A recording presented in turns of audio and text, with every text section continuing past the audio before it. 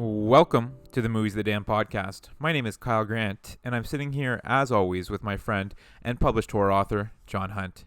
If you enjoy what you hear here today, please subscribe to our YouTube channel, check out our Facebook page, and follow us on both Instagram and Twitter, at Damn Movies. Email us any questions, comments, and suggestions to moviesthedamned@gmail.com.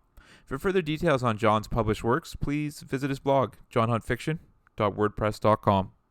Today, we'll be discussing McG's 2017 film, The Babysitter. The movie follows 12-year-old Cole, who is infatuated with his babysitter B. Cole is encouraged by his friend Melanie to see what B gets up to after he goes to sleep. So, he decides to stay up late, and then he sees her and her friends sacrificing another high school student as part of a demonic cult. Cole is then forced to fight for his life. As Cole evades them, the cult members begin dying one by one, with Cole ultimately running B over with a car. But a post-credit scene reveals that B is actually still alive. John, opening thoughts on the movie? Okay, full disclosure, I saw this before you suggested it to me on the list. Oh, I had never seen it. I had never heard of it. I kind of just stumbled upon it. I'm like, what's this? And then it said horror comedy. I'm like, I'm in. I know. So I saw this on the list, and I was like, okay, Kyle's going to love this for sure. And I've already seen it, so it's great. I watched it with Louise and Sophie. Like, they suggested it to me. Oh, seriously? Yeah, so I was like, whoa, okay, well, I'm totally going to watch this. Well, it's not every day that they would suggest a horror movie to you, so of course you're going to say yes, well, right? Yeah, like most of the time it's like they want to watch, like, I don't know, some romance. Whatever's on Disney Plus. Yeah, I like Disney Plus, so stop. Okay. But, yeah, so it's just like, I was totally in for this, right? So I was like, then we started watching it, and, I just watched it again recently. Yeah. And I really, really like this film, and I don't know why more people are not talking about this. I don't know either. Like, because there's a lot of good things to enjoy about this. Number one, right off the bat, love the presentation. Yeah. Remind me a little bit of Zombieland. For sure. I was going to say that. With stuff popping up on the screen and writing and stuff like that. Yeah. Like, I don't know why I like it so much. I can't really put my finger on it. Maybe it's just because it's not something that you see every time. Yeah. Like, I'm not going to call it original because it's been done before, but it's unique maybe? Yeah, and it's almost like a chapter header in a book. It just kind of slams you, right? And it's Yeah. It immediately draws your attention, and it's also, because it pauses a film, you're going to pay attention to that, and it's just interesting. It's just fun. And in this one and in Zombieland both, which are both horror comedies, sometimes it added some humor too. Yeah, for sure. It was like stuff would pop up on the screen. I would like laugh about it. Yeah, absolutely. This was at no point for me, anyways. At no point for me scary. It was more just. No. It was a lot. It was just fun. It was just a straight up fun horror. That's the best way to describe it, John. Yeah. Like, this was a fun movie going experience. Yeah, for sure. And maybe people are getting behind it. Like, they're making a sequel. Are they? Yeah. Oh my God. So they're making a sequel. And one thing that I thought was interesting, and I have no idea how they're going to pull this off because it says sequel. Yeah. All of the original cast is back. So I don't know if they're doing it like if she's able to bring them back through like a demonic spell or something like that, or if it's going to be flashbacks or something. They were a good cast, man. Oh, great cast. They were like, this is a good film. So McG, the director. Yeah. I feel like I know his name. I feel like. Do you know what other ones? Oh, he's directed? You know what, John? Because I did look that up, and was Terminator Salvation one of them? I couldn't tell you. It's I did look it up, and it's escaping me right now. Yeah, I'll have to look that up as well. Yeah.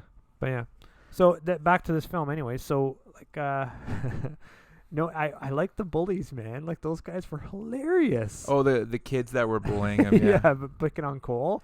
And then in the scene where like he like the one bully is like egging his house. Yeah. And he like confides in him that he's about to die, and the bully's like, "Yeah, I'll help you," and then like slams the egg in his face. What I really liked is when Babysitter. What the hell's B? Yeah, B. How do I not know that? It's Babysitter. B. Yeah. Anyways, so so just runs up on those guys picking on Cole Yeah. before she's babysitting him, and then she whispers into the head bully's ear. Yeah. You don't know what she's saying, and then his face gets all terrified, and he's like, "You crazy bitch!"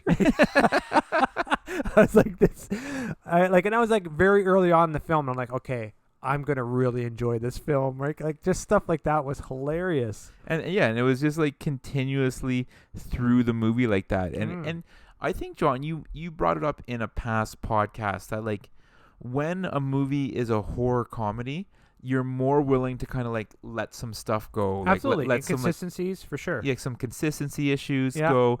Let some like dumb decisions go because it's a horror comedy.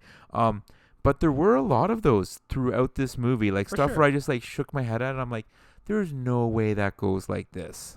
Okay, well, you had like a lot of them. I had a bunch of them. So the Explain. first one was with the babysitter with B. So she pours him that shot, and then she doesn't make sure that he did it. You know what I mean? Okay. And then she knows that people are coming over, and she doesn't make sure that they don't ring the doorbell. Okay. So you know what? Like just like both of those right away, kind of just like I'm just like, I what? don't know about that. I have a like. Would you? So this is way before Cole knows that she's a murderer, right? Yeah.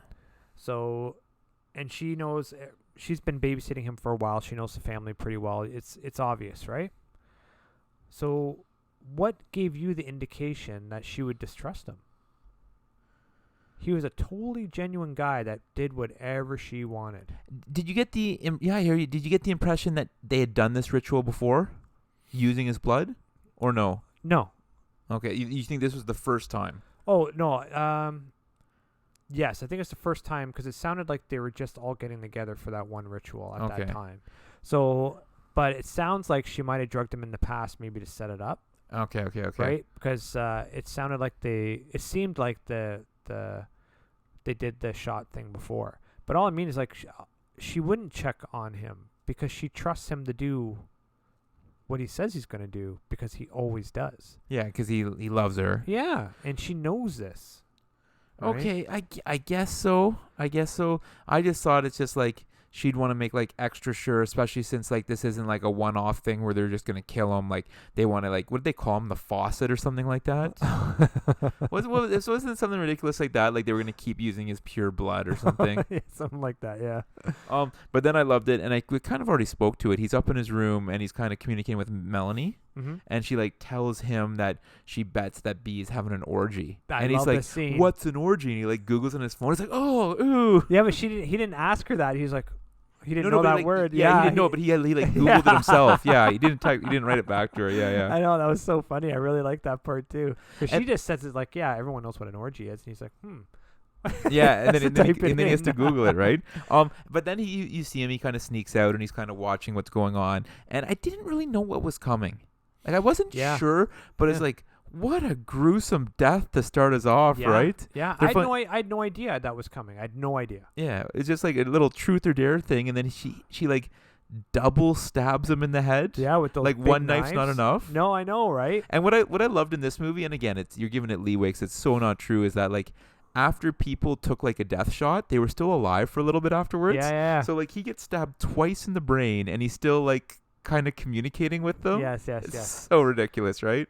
But I don't know if that is ridiculous, actually. Stop. So no, like there's people. Have you not seen like X-rays on Google where people will have like a full-on iron bar through their head and they're still like in the. Oh, really? Yeah, man. Oh, okay. There's been cases like that where that does happen. Like death is never, for the most part, death is never instantaneous. Like the most instantaneous death would be, when they cut the cord from your like your brain stem to your spine. Oh, they decapitate you.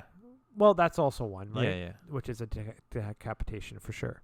But oh yeah, so Mick G did direct Terminator Salvation. Oh, okay. And I like that one actually. So that's So- where you know the name from. Yes. Okay, very cool. Yeah. So he kind of sees that, and I love what he did right after that.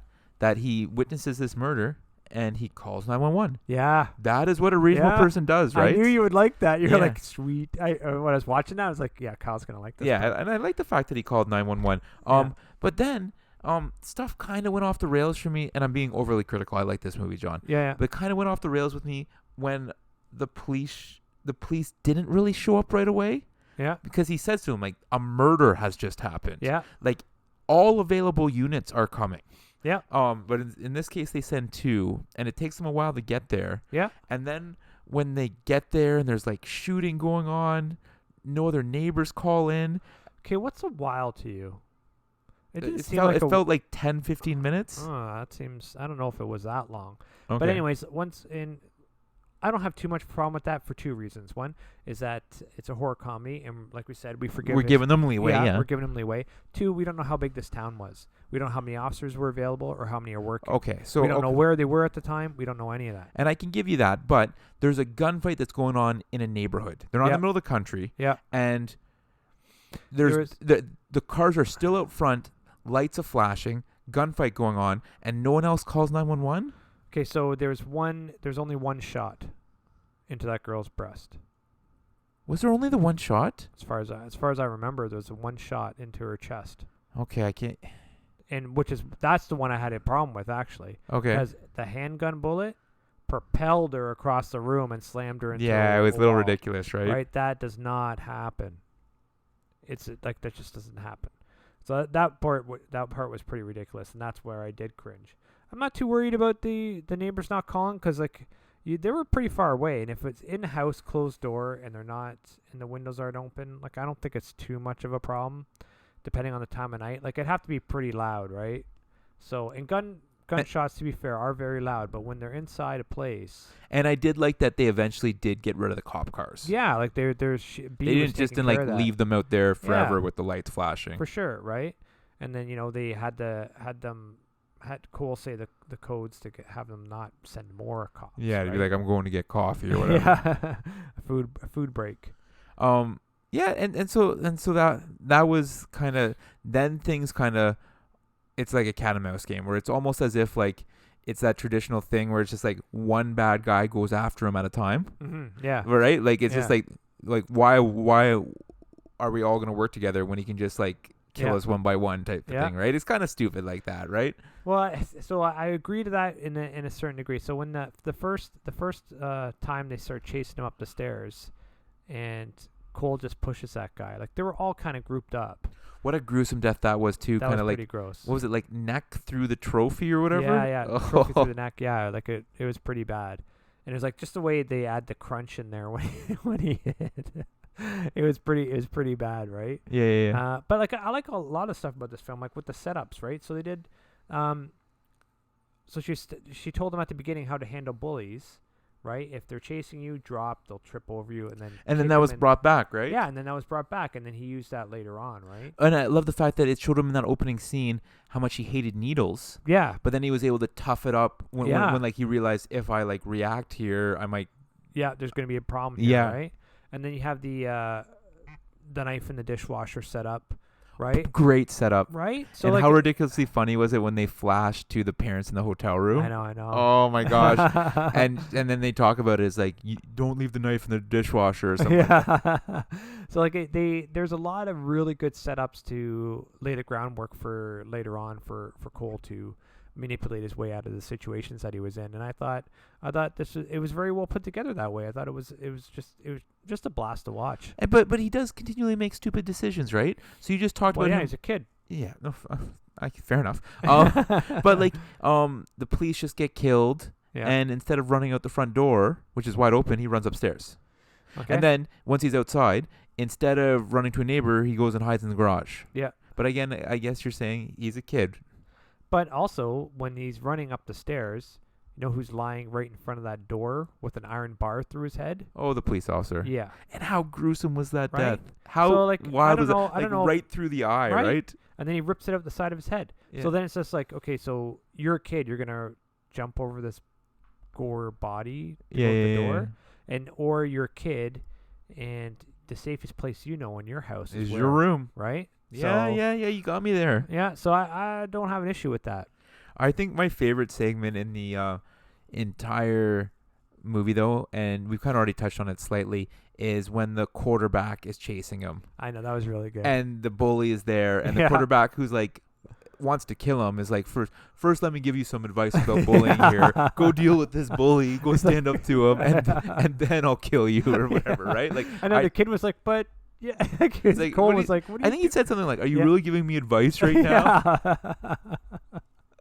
Yeah, I know. That was really good though, right? Like all the stuff that they're bringing in, like even the small details about the parents' relationship and all that stuff was like fun, and like the dad jokes, right? Like he's gonna bring his jean shorts, isn't he? Mom, he calls them jorts.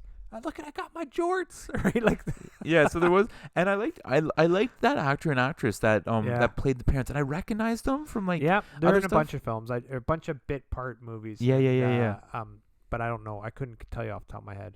No, I couldn't tell you either what they were in, but I'm just saying that like I enjoyed them and I thought they were like good actors, and they added to the movie. It wasn't like they were just like token mom and token dad type thing, right? Yeah, like yeah. they had some good funny portions to it as well. For sure. What was it? So Cole brought up that when he was tied up in the chair, and they were making fun of him, right? They're, oh, look at him, he's still cutting the knife, cutting the ropes with his knife, like we can't see him. Yeah, yeah. You go, buddy, right? They're giving him, and then he said something about that orgy. Do you remember what set that up?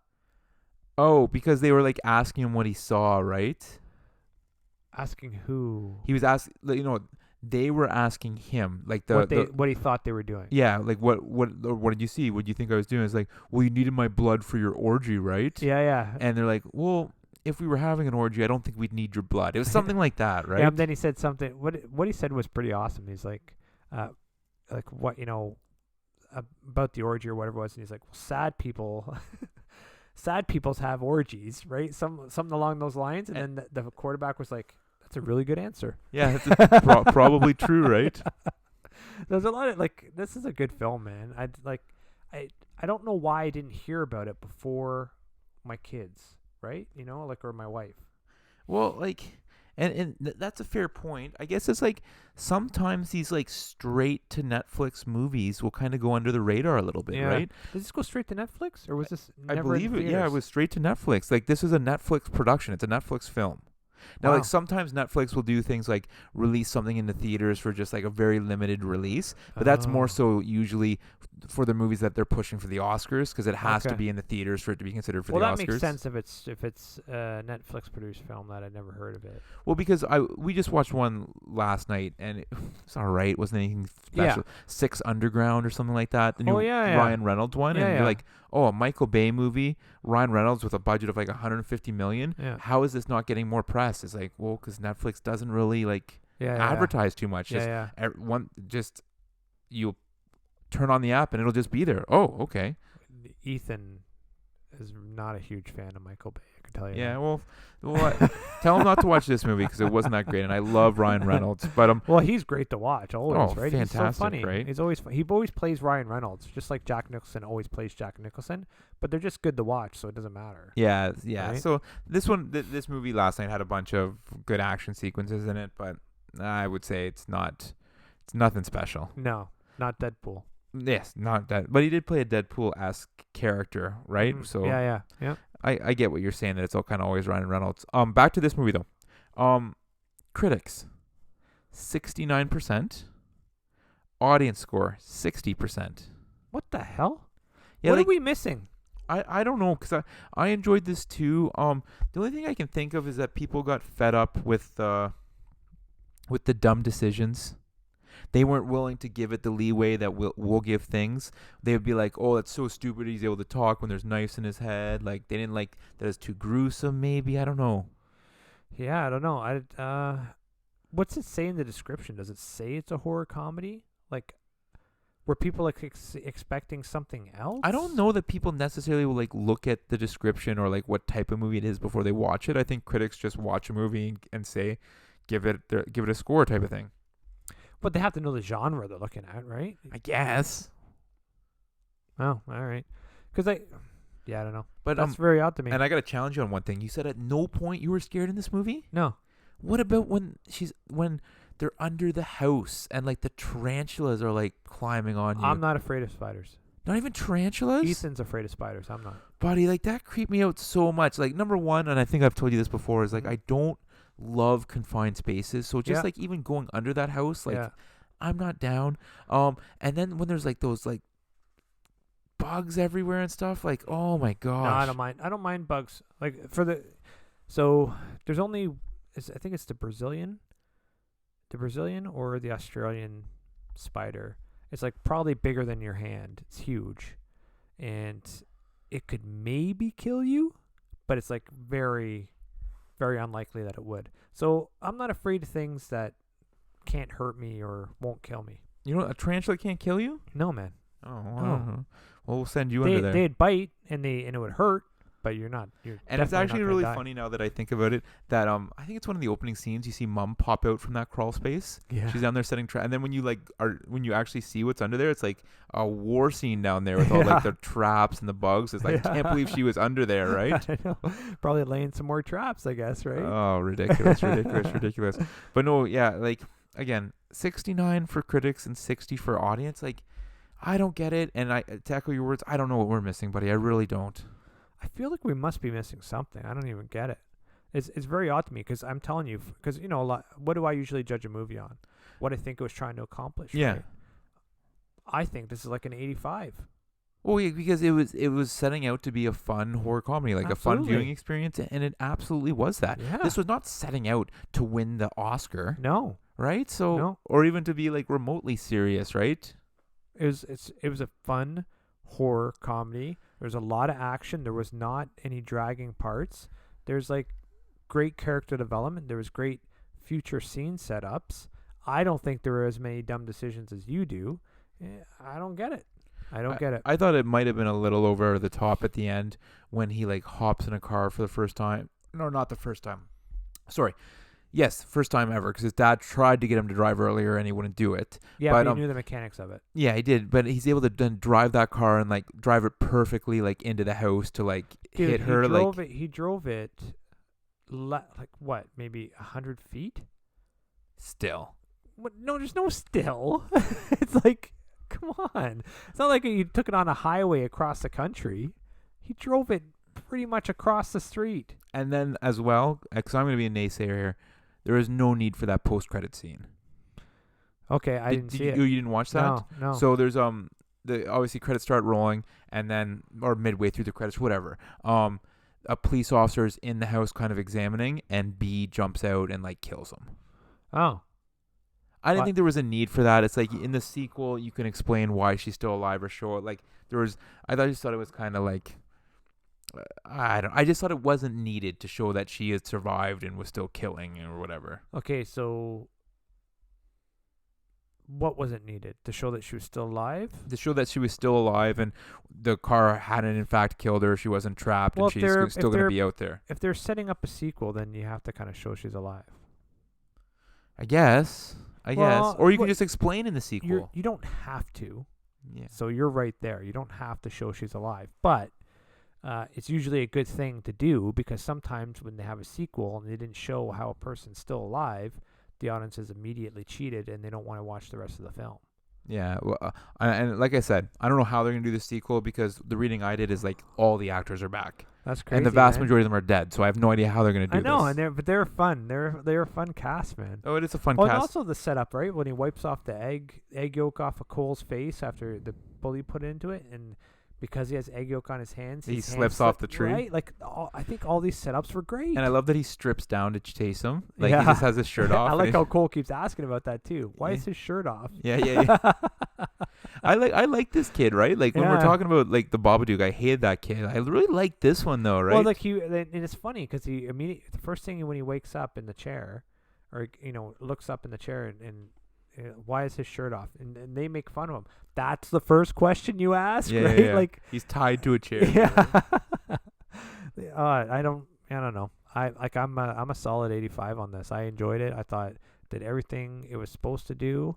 I don't see a lot wrong with it. Yeah. Yeah, I'm in the 80s. Maybe like probably low 80s, but that's just nitpicking. Like just a couple issues here and there. But I did enjoy it the entire time. I wouldn't say that I was like laughing out loud as much as I was, and like what am I thinking of, the one Tucker that, and Dale? yeah, like not as much as that one. Dude, that was hilarious. no- like when that guy goes in the chipper. Yeah, Oh my yeah, the wood god. chipper. It's so Not as funny. much as what was the vampire one? Inside the Shadows, or What We Do in the Shadows. What We Do in the Shadows. Yeah, yeah. So I would say I like like if I'm making a list of horror comedies, I'd like those two better. Yeah. But this is still a great film, right? Yeah. It's like so much fun. I don't know. But as I I don't said, the sequel is coming in 2020. So folks, like everyone has Netflix. So if you're listening to this, you likely have Netflix. Take the time, watch this movie. You'll enjoy it, and then you'll be able to be on board when we review the sequel when it comes out later this year. Later this year, eh? So because it went straight to Netflix, there's obviously no numbers.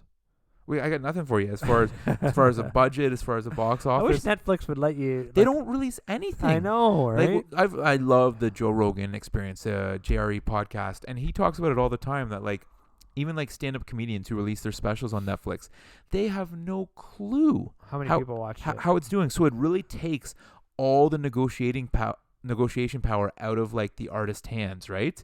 So it's like Joe Rogan. All he knows is Netflix wants to put his next special on there. Yeah. He doesn't know if like 1 million people watched it or Yeah, 100 what million they're watched making it. off of him. Yeah. Yeah, no clue, Yeah, right? Yeah. And it would be tough too. Like I don't even know like how Netflix like monetizes things. How they say like how many views is worth how much money for a budget, right? Because as I said, this Six Underground movie had a budget of like 150 million, and so did The Irishman. And they went like straight. Irishman had a very limited release, so it can be considered for the Oscars. But both of them kind of just went like straight to Netflix. Have you seen The Irishman? I liked it. I haven't seen it. Long flick though. Yeah, I haven't really seen it. long. Yeah. But it was good. It was a good movie. Yeah. Worth a 3-hour investment? I would say so. Because I like those kind of like mafia organized Well, crime so do type I. Like things, right? Goodfellas, like come on. Not a right? ton of action. No. The one thing I will say is that it reminded me a little bit. So in the movie The Departed, which you've seen obviously, that I thought the killing was very realistic in that movie, where there was no like I'm gonna sit here and talk to you while I have this gun, right? Yeah, It's yeah. just a quick boom and then move Yeah. on, right? That was very similar in The Irishman. Oh, okay, that's good. I like that. That's actually realistic. You don't want anyone to have a chance to get out of what Because there's you're no doing. point. Yeah. There's no point of like that. What do you say? The expositions where you're sitting No. there and like Because they're going to be dead and they won't care. exactly. So yeah, and you're giving them a potential opportunity to either get out of it or hurt you. Yeah. No. I completely agree with you, and that was one of the many reasons why I enjoyed it. It is a long movie. You're probably gonna watch it in parts like I did, but it's worth it. All right. But back to this one. Anything else to add? It sounds like we both really like this movie. We Yeah. both give it a thumbs up. Surprised about the critics and audience score being in the 60s. Anything else to point out, buddy? No. No? Yeah. I think we kind of fully covered this one. Good watch, folks. Do yourself a favor. Watch this one on Netflix. Even people who don't love horror movies would get a kick out of this movie, I think. Yeah. Like, I didn't even ask you. Did your daughter and wife like this? Yes. Well, there you go, right? And they're Yes. not horror fans by any means. They're enemies of horror Yeah. for the most part. So here we go. If you are a horror fan and your spouse isn't a horror fan, or your kids aren't horror fans, older kids, I'm talking here, like teens, tweens type of thing, watch this movie with Yeah, them. for sure. Perfect. I think so anyways. Well, folks, please subscribe to our YouTube channel. Check out our Facebook page and follow us on both Twitter and Instagram at Damn Movies. We want to hear what you thought of today's podcast and any suggestions you have, especially in terms of what movies you'd like us to discuss next. Send us an email to moviesofthedamned@gmail.com. Please also check out John's full-length novels. His first two novels, Dollhouse and The Tracker, are Amazon bestsellers, and all of his remaining books, including his novella Balance, his book of short stories, 4 Shots of Horror, and his newest book, Off the Grid, are also available on Amazon. As well, if you'd like to support the podcast, we are now selling our own t-shirts. You can find the link to the site on either our Twitter account or through our Instagram. A lot of cool different shirts out there. Check them out. And for further details on John's other published works, please visit his blog, johnhuntfiction.wordpress.com. Thanks for listening, and we'll see you next time. Yeah, everyone, thanks again. Like I said before, I've noticed we've gotten more ratings on iTunes, so thank you for that. It really, really helps us out. And my books have been getting really good reviews lately, so I don't know. I think it'd be a good time to invest your reading time in some of my books. But anyways, have a great week, and be kind to everyone.